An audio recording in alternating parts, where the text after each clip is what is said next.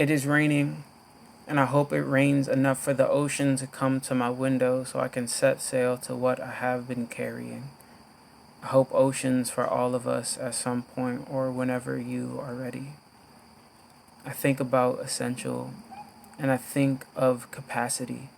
I think I don't have much space to carry too much. So many have died, and I wonder if any are family I haven't had the chance to meet yet. I was sick, and the sickness was a stranger to my body. My body, who I trust, did not trust the ginger tea, the Vicks vapor rub, or my diffuser spreading eucalyptus oil through the atmosphere of my bedroom. Nothing could stop the body aches or the breaths inhaled and burned. I would cough as my body curled like the skin of a fruit scalded by the sun. I cried. Who wouldn't when the air they breathe is exhausting? I hadn't hugged my mother in weeks, and my body knew that as well. My body knows abandonment, so it reminded itself of love and water. Eventually, the ache stopped, and I don't think it's because I was healed. I just assume either I or the stranger illness had to die at some point, and I got the better half of my lungs. My cough, I don't think, was me being sick. I believe it was debris, what could be taken by wind or wave after the wreckage. I called my doctor's office with all my symptoms, and they told me to stay home because I couldn't confirm that I had come in contact with someone who had been diagnosed with COVID-19. As of May 4th, there are 313,000 confirmed cases. How many people were told to stay home? How many people didn't listen? I see parks full of people who are hanging out and are given masks by police officers. And in Brownsville, Brooklyn, people are hanging out and are given summonses and are harassed by police officers. I know I don't have to distinguish race because the police already do that. I know I don't have to distinguish race because the virus already does that. Am I calling the police a virus? I'm saying black people still can't breathe. I'm saying not enough has changed.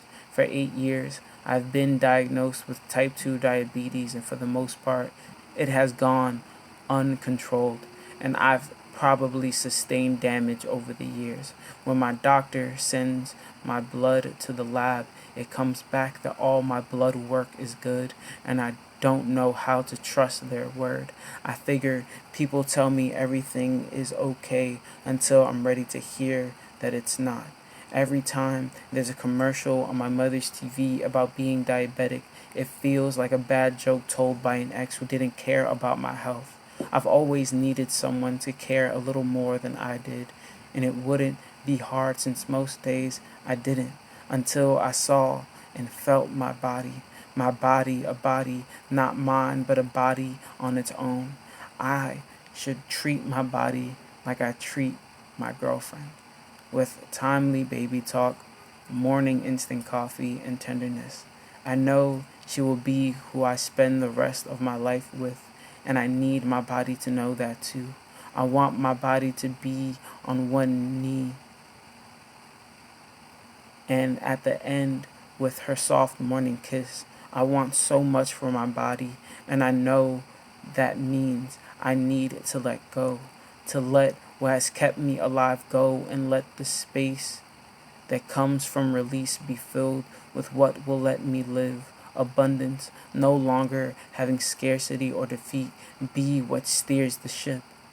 You forgot you had a ship, didn't you? I do most times. I try telling myself we're only able to carry so much because we know someone who loves us regardless, who looks at their own load and knows they will always have space to love someone. Can I tell you something? I'm afraid to write in my poems. I'm afraid of everyone I love dying before me. I won't know how to breathe without eulogies on my breath. Poetic, right? Deep even. When I think of being deep, I'm not thinking of the ocean floor. I'm thinking of the darkness at the bottom of the ocean that carries so many unknown.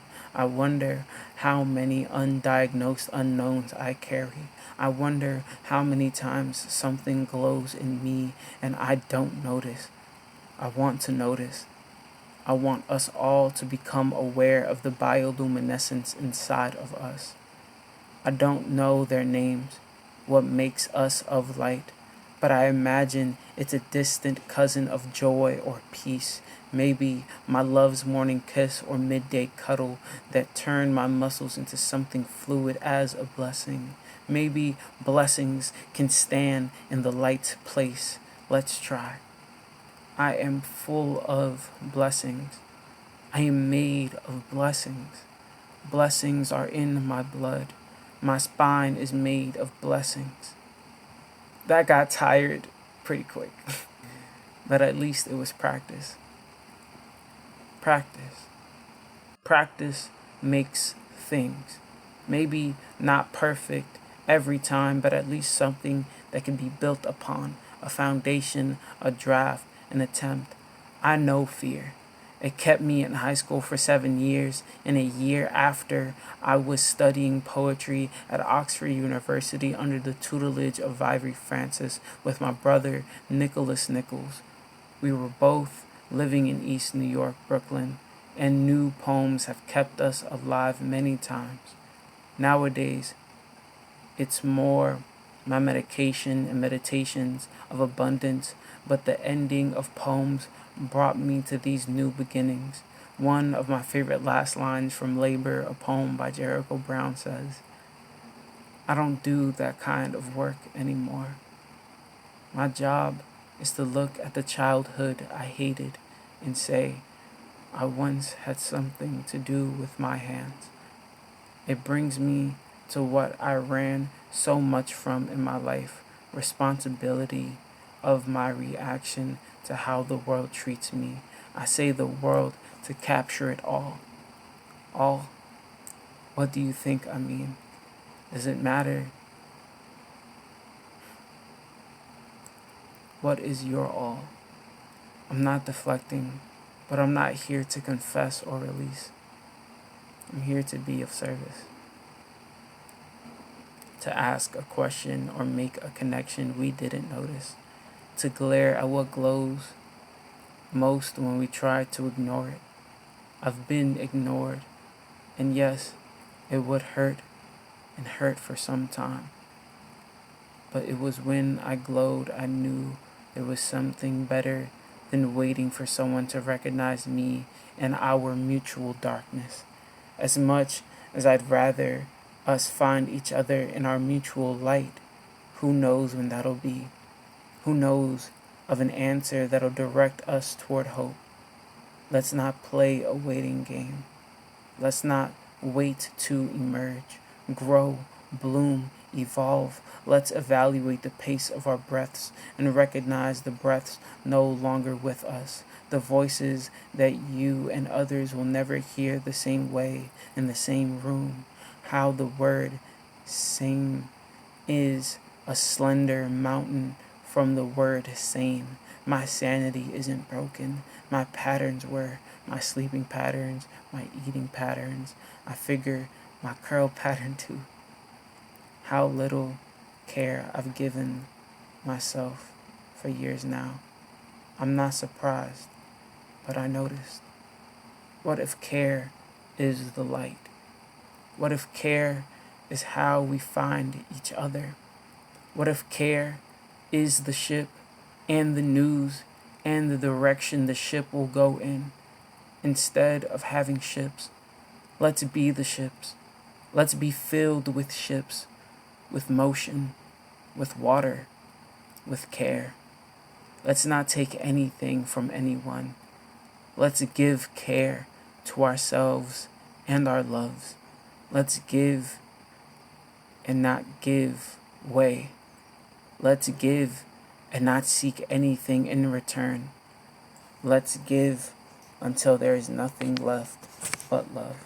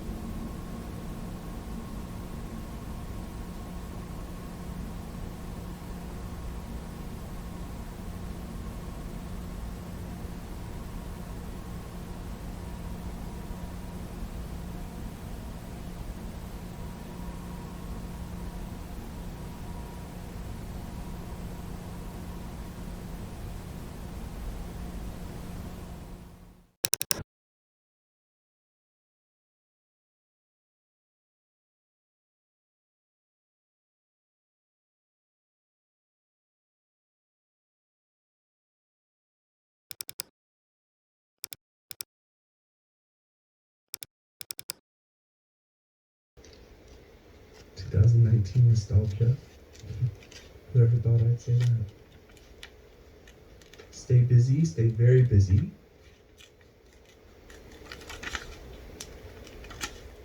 Living alone, giving up to be with family. Dreaming.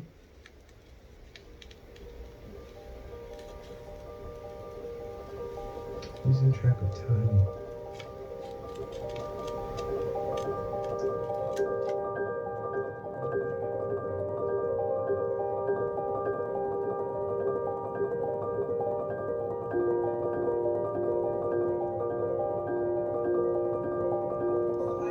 Hierarchy, that's a management decision. That's really up to the CEO, and it's his or her decision to make.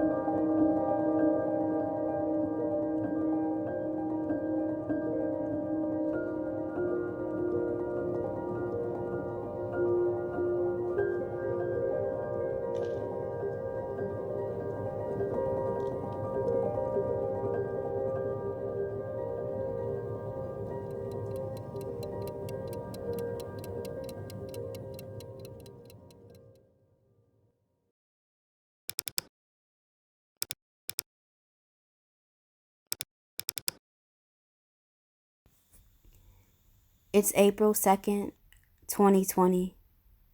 Title: Ode to a Hug, Chopped and Screwed. .mp3. Chest press, spine curl, curl, curl, curl, palm, palm prints, neck, neck, neck, neck, nuzzle. Oh, what I would forfeit to crease into your collage, hair and bath soap sheath and brilliant bone your wings, how they've crinkled to cradle my torso. Praise be to this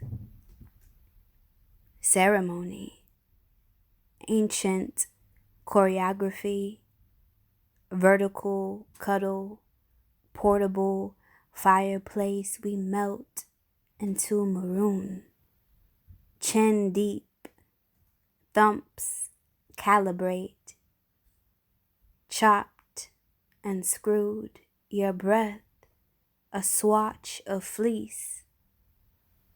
What happens to a body unhugged, skin unwoven? Oh, how I long to rest in the width and the whiff and the whist of you. It's April 4th, 2020. Title: NYC death toll tops 1,500 as Cuomo warns on ventilators. Can we talk about elbow pasta's sex appeal? Birds keep tapping on my window, flaunting and shit. Today feels like Thursday. Eating Tuesday's tacos, smearing Saturday's liquid matte. I don't know why my hair insists on growing, but I went online to order clippers and a clit-sucking vibrator was on sale. It's always, let's video chat and never, let's kill your landlord.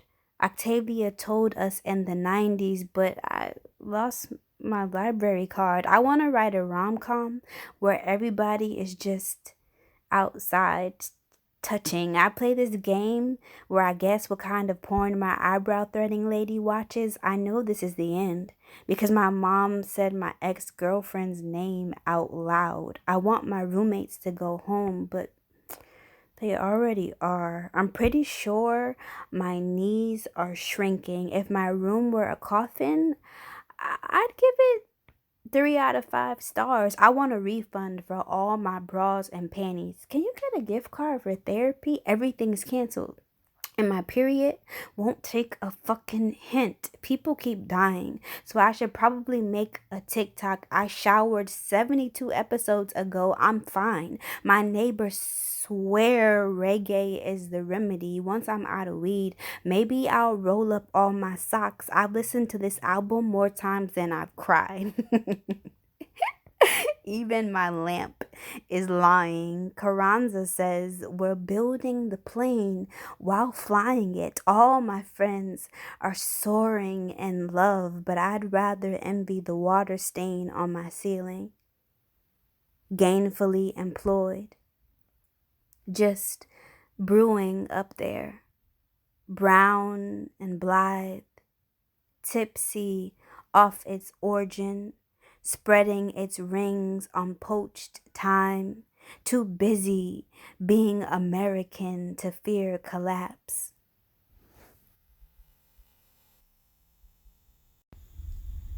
It's April 14th, 2020. Title: To the next person I fall in love with. Know that I've envisioned spending an apocalypse with you. I don't know what you did to get sweeter than my solitude, but I hiked through hills of hurt to get here, right now, with you in this improbable orbit. There was a time I couldn't fathom my heart doing this again. Loss said everything must go, and it did. The sky was falling and I made peace with my loneliness. Gave each kind a pet name after an obscure color. Built a shrine of platonic love and kissed it every night. Know that even when I quit, I was practicing. Even when the country was a shadow of crumbs, I wrote you a poem. It's April 15th, 2020. Title: The stimulus checks dropped today. I chase my crumbs with a fork as gratitude and outrage fist fight in my stomach. I think of my father, how he's never greeted a raise with a smile. I'll never let them white folks think I'm satisfied. They always got more than they given, and I'm always worth more than what they got. I stare at my account, this dreadful ritual, bow to my cyber emperor my whole life, shaped by paper rectangles, optical illusions, 2.61 inches wide, and 6.14 inches long dirty diversions. 25% linen, 75% cotton. Have I ever not been captive? My debts don't even make this hush money mine. I don't know how to escape this fiscal violence. Where do you report nationwide abuse? Wake me when it's people over profit. I must rest now. I spent the afternoon stuffing my face with sweets, pouring sugar into wounds cut like open wallets. It's April 25th, 2020. Title, No apologies for my delayed response. I've been busy compiling reasons to stay alive. I can assure you, your email is not finding me well. You can keep your translucent pleasantries. I nearly choked on my cranberry juice while reading your audacious ask. Per our pandemic, I don't have any deliverables, updates, ideas, calendar invites to virtual meetings will be declined. Just so I'm clear, you need me to forget the government is trying to kill me and everyone who can't buy a mask without checking their bank account. According to my records, this isn't the first time you've prioritized productivity over humanity. I'm writing to inform you that you're an accomplice in this genocide. I'm not interested in helping sustain any machine that helped manufacture this cataclysm. Moving forward, my inbox is open only for direct deposit confirmations. For your convenience, I've attached a headshot of the marionette you've mistaken me for. Please excuse my tolerance for smelling like approval, my participation for walking like pride. I'm not looking forward to hearing back soon. Coldly, disrespectfully, no regards.